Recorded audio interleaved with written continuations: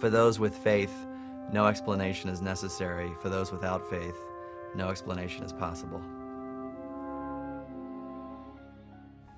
Who is Bernadette Subaru? Bernadette was born on January 7, 1844, and was the eldest of 4 children to Francois and Louise Subaru. They lived in absolute poverty in the small town by the name of Lourdes, France. Today, Lourdes is the second most visited city in France behind Paris, and it hosts an average of 5 million pilgrims a year.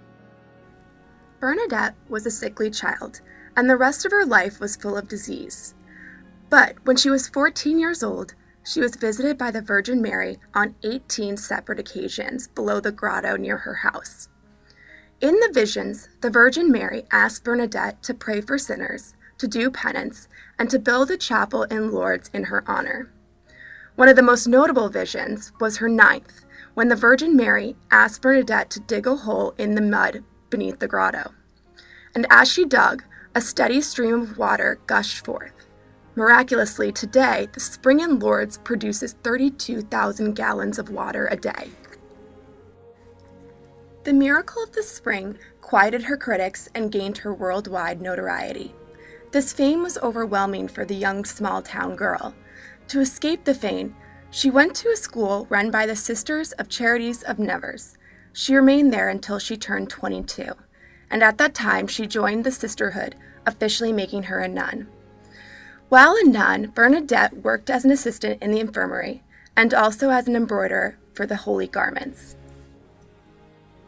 During her lifetime, Bernadette accumulated much fame, but her greatest legacy remains as the patron saint of the sick and suffering. She was read her last rites 3 separate times until she finally passed at the age of 35 in April of 1879.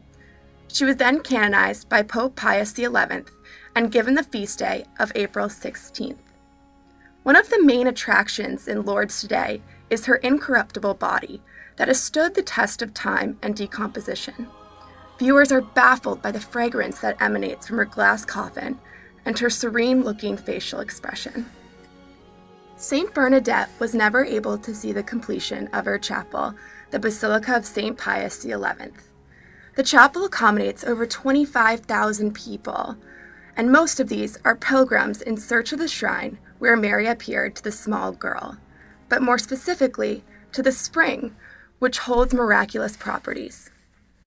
I think the water has qualities given to it by God. I mean, it's not the water itself that has this quality, but that God can do anything. Since He created us, He can equally make water that can do good.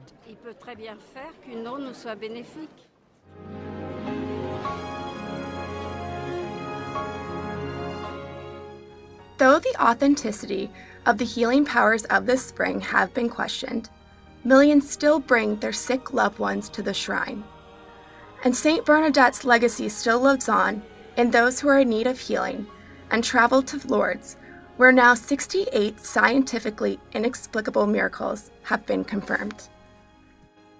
So many people pray to Bernadette and Our Lady of Lourdes for healing, but I think also people who find it difficult to sort of stick to their guns and hold on to their faith when people are making fun of them. So Bernadette, this young girl, is someone who says to us, keep your eye on the ball, keep focused. If this is something you really feel that's coming from God, no matter how many times people tell you that you're nuts, keep at it and all will work out. Bernadette says to us, keep true to your vision.